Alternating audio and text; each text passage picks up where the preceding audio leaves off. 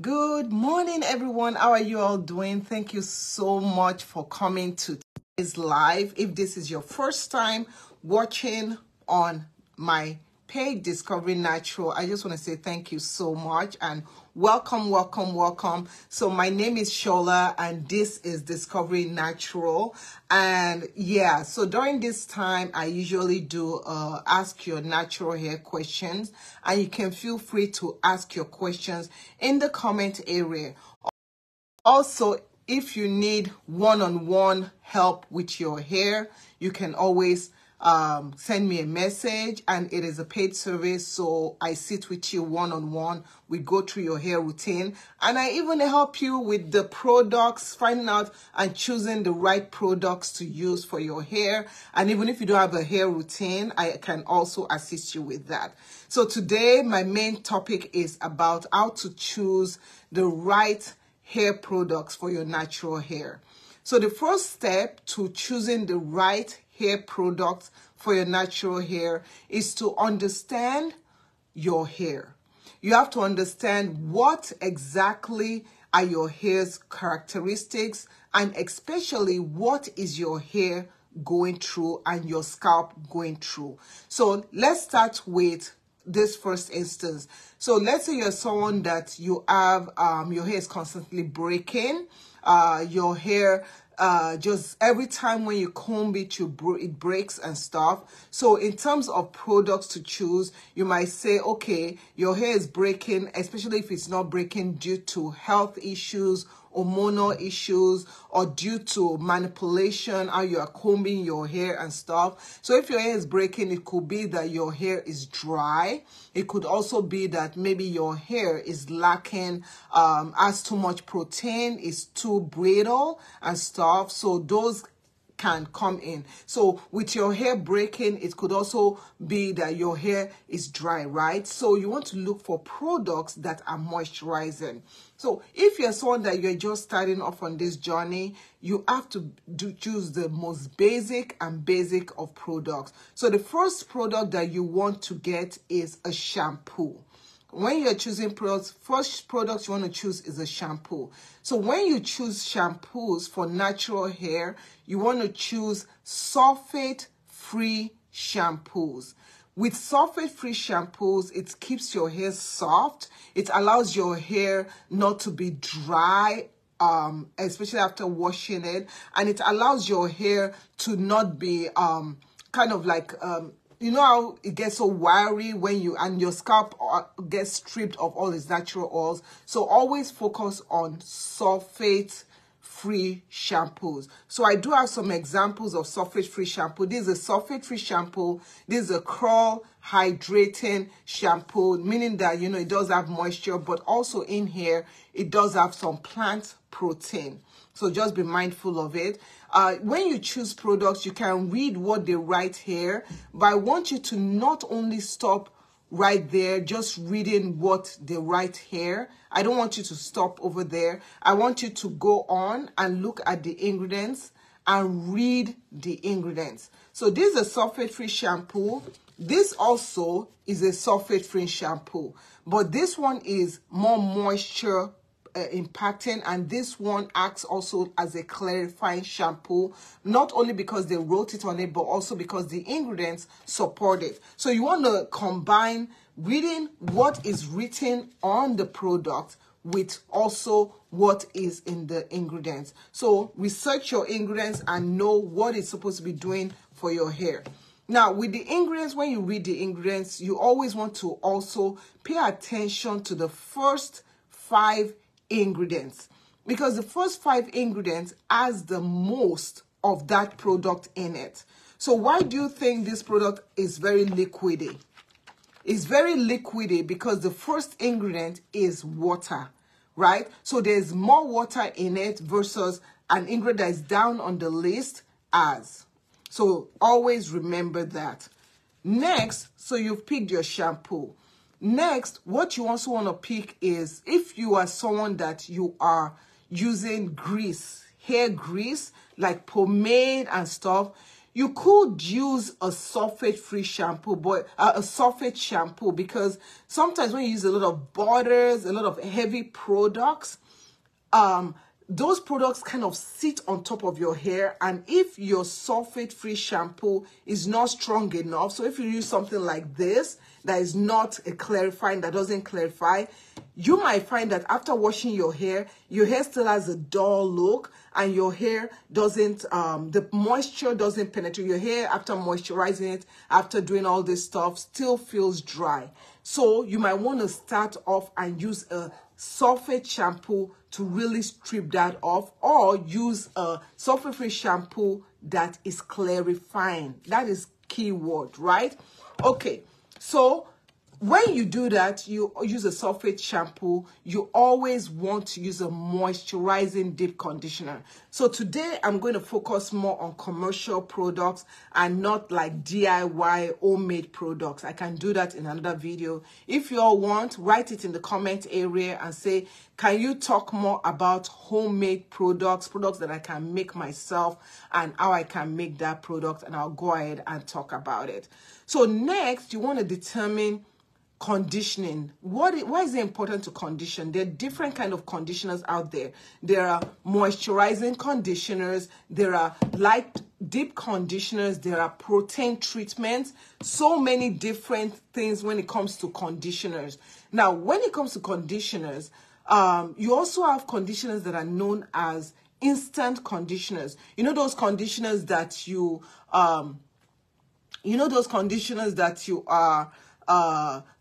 sorry, I got somebody put a comment, but you know those conditioners that you read the ingredients and it says 2 minutes and stuff.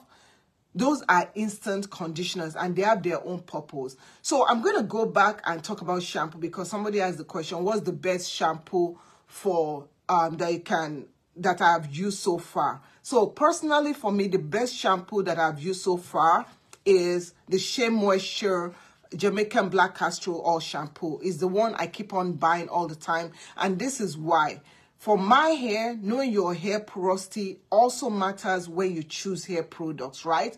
My hair is low porosity, and with low porosity, our hair tends to hold on to products a lot and build up, get product build up. So when your hair holds on to product a lot and it builds up, it has that dull look. And I find that using this shampoo has helped me remove the product build up, clarify my hair, and keep my scalp healthy. So this is the shampoo that I use, and it's also the shampoo that my children also use. So that's to answer that question. Now, going back to conditioners. If you use an instant conditioner, that the conditioners will say, oh, just leave on for 2 minutes and rinse out. Those kind of conditioners also you could use as a detangling conditioner if it has enough slip. I just usually go from shampooing to deep conditioners. Now, deep conditioners, the purpose is to condition your hair, to add moisture to your hair. If you're someone that your hair is always dry, your hair is hard, you want to never ever skip the deep conditioning step. You always want to stick with using a good deep conditioner. Make sure that the conditioner is really moisturizing. So this is the conditioner that me and my family use. So I'll show you the ones that we use all the time. So this is the conditioner. Remember, this is the shampoo that we use all the time. This is the conditioner we use. This Shea Moisture High Porosity Moisture Replenishing Mask. Now, I know you see the name high porosity, and I just say I'm low medium porosity, right? My hair can't tolerate this. It still works fine. So this I found out with all my clients that I've worked with. Whenever I tell them to use this, it has worked for them regardless of their porosity. You just have to find a good moisturizing deep conditioner for you. So I either go with this or go with the Shea Moisture Intense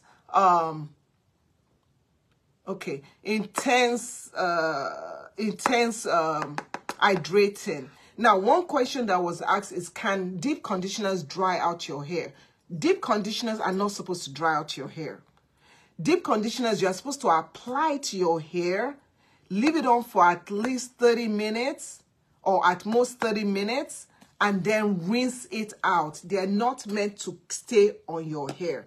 If a deep conditioner is drying out your hair even after rinsing out, look at the ingredients. That's why I always say look at the ingredients. Look at the ingredients, and if it has a lot of protein, it could be that your hair doesn't tolerate the protein. You can always change to a more moisturizing deep conditioner. So I've given the example of moisturizing deep conditioners that I like. I like this one, the Shea Moisture Eye Porosity Moisture Replenish Mask, or the Shea Moisture Intense Hydration Hair Mask.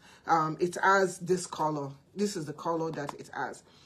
Next, you also have conditioners that are called deep protein conditioners. Now, I see this more as a protein conditioner treatment kind of thing. This is one that I use this, and I also started using this as my protein treatment, and this specifically as the conditioners. Now, this is the thing. When you are someone that you are low porosity, you might feel like I don't need protein. If your hair has been doing good without protein, stick to it.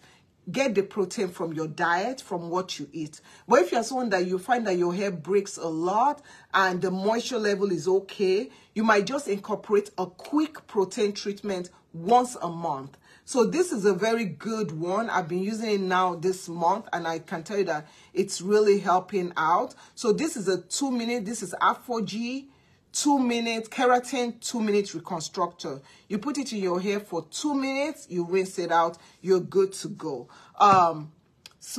Okay. So there's someone asking, and then I'm going to get back because I want to stay on my okay, I'm only asking because I'm starting to get dandruff since I start deep conditioning. Okay, so if that is happening and you are getting dandruff, you want to send me a message, okay? There could be other things that are going on. Dandruff could be caused by so many other things. Balance, something going on in your health. And if you started getting dandruff just when you started deep conditioning, what is the name of the product? Could it be that the product could be the problem and stuff? So just be mindful of that. It could be a different thing. So just send me a message and we'll get to it. Okay, so we've talked about conditioners, protein conditioners. Can you give me 1 second? Just 1 second. So protein conditioners, you use them like once a month. You can use it once a month, and that's fine. If you're someone that you wash your hair every single week, you could rotate, right? So you could do moisturizing conditioner this week. Next week you could do a moisturizing deep conditioner.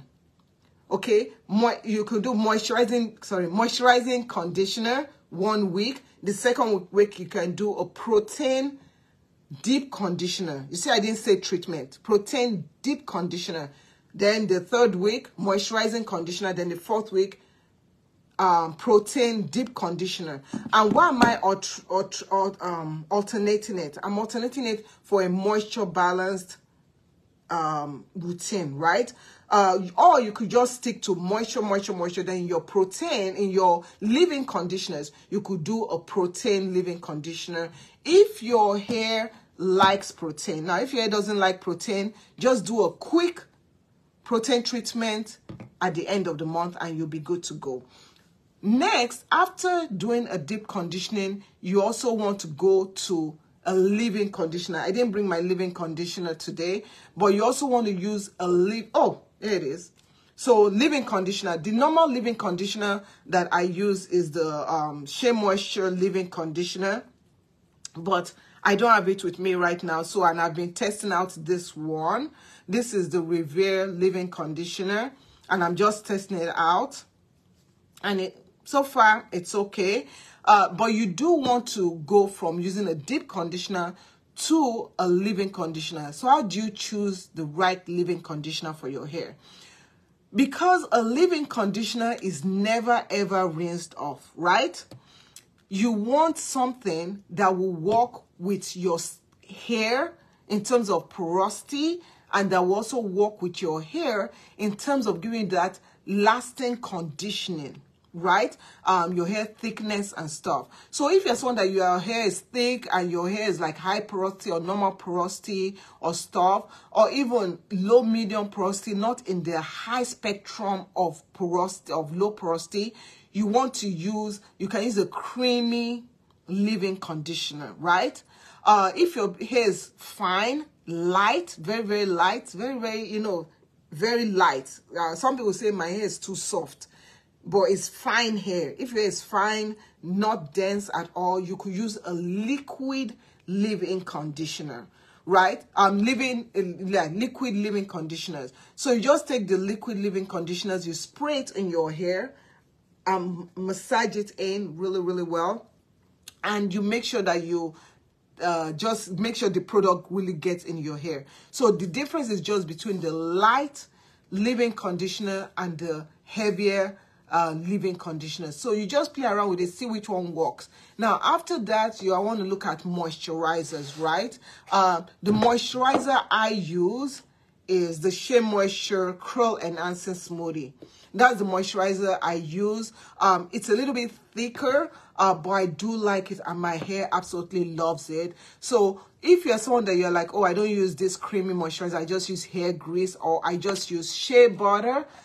The key thing is, if you're going to be using shea butter or even hair grease and stuff, make sure that you still use a leave-in conditioner before you use that, because you don't want to use like shea butter. This is shea butter. You don't want to use shea butter on dry hair, because what happens is that your hair might feel soft now, but it is possible that your hair could feel harder later if it's just raw shea butter. Like you don't mix the shea butter with anything, it's just raw. Like this one is raw shea butter and that is it. Okay, so yeah, so this one is, yeah, I'm just making sure I'm saying the right thing over here.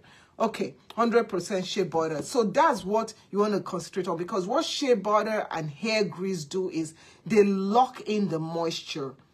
So you don't want to have dry hair and moisture not being locked in, no moisture. So this is dry hair. You want to put something moisturizer or conditioning, and then you can lock in the moisture with shea butter or grease. I'm not a big fan of grease because you have to constantly be using sulfate shampoo to strip your hair. Or you can use a thick oil like Jamaican black castor oil. It's really up to you. So that is in terms of what products to use. Now, other products are cosmetic products. Cosmetic products are like heat styling products, like your heat protectant, hair styling products like your hair mousse, hair gels. All those are cosmetic, and it all depends how to choose which one works for you. It just depends on the style that you're doing. The style you're doing, the density, the texture of your hair. If your hair is one that gets frizzy easily, a little bit of gel could help. When you choose gels, make sure you choose gels that are non-alcoholic.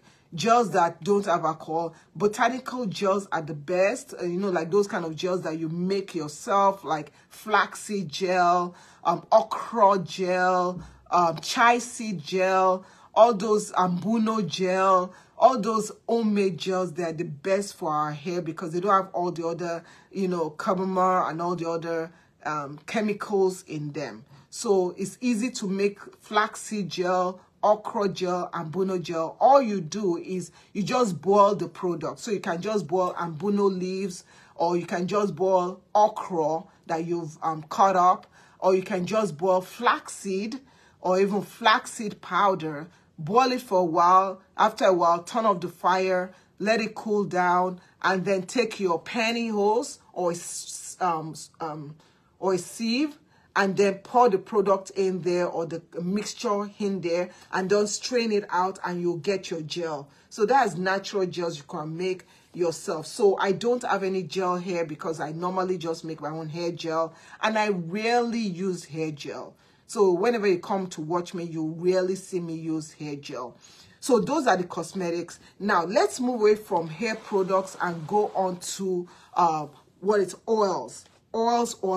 There are different kind of oils that you could choose from when it comes to your hair care, right? There are different kinds of oils.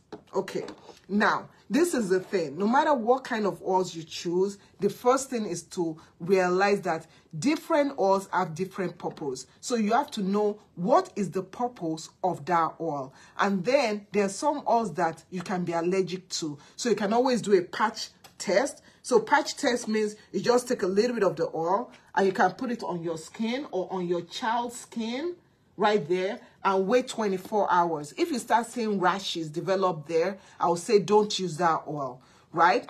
Now, you could make a mixture of oils, and when you make a mixture of oils, always research it. When you make mixture of oils, this is when we now start diving into the different kind of oils and why those oils do what and what they do. I have a whole video about oils. The first thing you want to do when you make mixtures of oils is to get carrier oils. Carrier oils are like coconut oil, olive oil, avocado oil. Those oils that you can use as a base for your main mixture. So for me, I use sweet almond oil with a mixture of jojoba oil. Those are the oils that I use, right? And it works for me. So I put more of that in there. Next, I say, what is the purpose of my oil? So this oil is for scalp health and also to aid in strengthening my hair follicles. So I keep my oils very, very simple. So in here, I have sweet almond oil and I have jojoba oil. And then I always add in Jamaican black castor oil, which is a strengthener, and it also helps take in the follicles, and it also kind of helps with detoxing your scalp, keeping your scalp so that you're not having dandruff and all that stuff. This, I love Jamaican black castor oil. I also add in peppermint oil, which also helps with blood circulation. And then I add in rosemary oil, which aids for growth. So rosemary oil, according to some people, is like minoxidil for hair growth. Is like the natural minoxidil.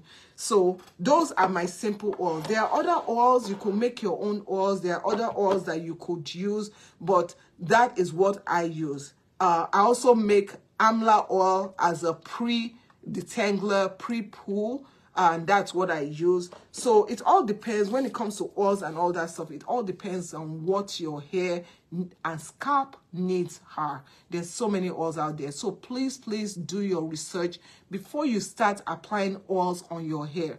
There's some oils that should never be applied on babies. There's some oils that should never be used when you are pregnant. There's some oils that if you have a health condition, it will mess up with your medication. So always research before you use those products, right? Before you do become a mixology, right? Not everything that works with everybody will work for you. Always remember that. Lastly, scalp health and stuff. So when it comes to scalp health, I look at some cosmetics, some products that are like detoxer. So this is a scalp, like a detox pre-wash. So if I'm using, let me say I'm using a greasy or a lot of oils or thick products. For example, I'm using this Bantana oil and I've been testing it out for a couple of weeks now. And I'm using it for thickening my hair.